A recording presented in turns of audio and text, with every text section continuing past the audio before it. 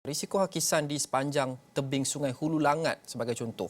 Sukar untuk tentukan sama ada masih ada harapan pemilik kediaman di sekitarnya untuk terus kekal di situ. Atau sebaliknya, tahap hakisan yang berlaku tidak hanya merisikokan premis kediaman, tapi juga infrastruktur lain yang berada berdekatan termasuk jalan raya. Kami mendapatkan respon daripada pihak sepatutnya untuk menentukan status sebenar keadaan semasa di sana. Dan laporan lengkap ada bersama Raja Hisham Raja Zaid yang kini menyertai kita secara langsung dari sana. Raja Hisham, apa yang terbaru? Baik Lokman, terima kasih Lokman. Seperti mana yang anda perkatakan tadi benar, dari sudut penilaian mata kata kita melihat tahap hakisan yang berlaku di sepanjang Sungai Hulu Langat ini agak kritikal dan sukar untuk kita menentukan sama ada selama mana ia boleh bertahan. Tetapi alhamdulillah kita mendapatkan pendapat ataupun pandangan daripada pihak yang sepatutnya berkepentingan dalam urusan ini. Dan saya sempat menemui Ahli Parlimen Hulu Langat, Dato' Hasanuddin Yunus, yang kebetulan secara tidak sengaja turun ke lokasi di sekitar Hulu Langat ini bagi meninjau keadaan sebenar.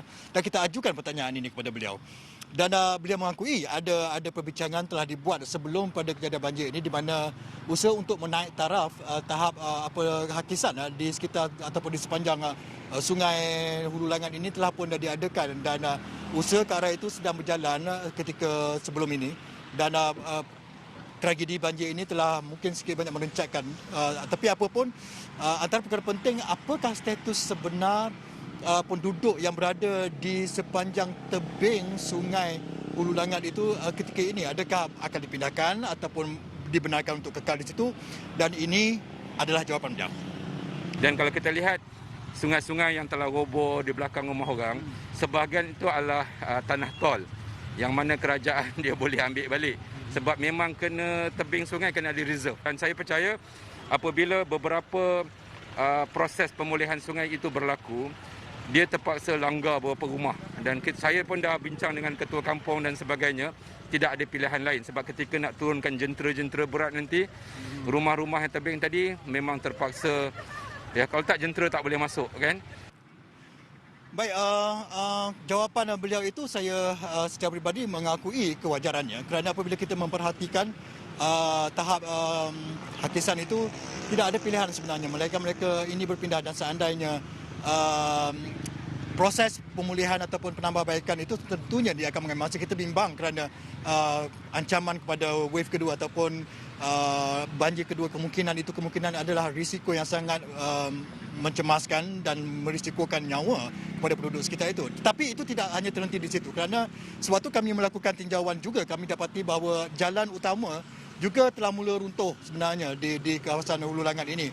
Dan kebetulan juga ada lawatan yang telah dilakukan oleh pihak Jabatan Kerja Raya, dan kebetulan ketua pengarahnya turut hadir di situ, Datuk Senior Muhammad Zulkifli Sulaiman. Dan oleh kerana itu beliau menasihatkan orang ramai agar mengurangkan lagi risiko hakisan di sekitar jalan di Hulu Langat ini, kerana terdapat 3 hotspot yang dikesan berpotensi berlaku hakisan dan arus masih deras. Dan beliau juga memberi jawapan ini kepada kita. Kalau boleh bagi kami tempoh yang untuk keadaan yang selesa untuk kami meneruskan dengan kerja-kerja pembaikan. Saya rasa pada masa itu kalau boleh elakkanlah kenderaan ataupun lori besar yang berulang alik, sebab pilihan kami lah untuk menyegerakan pembaikan laluan di sini.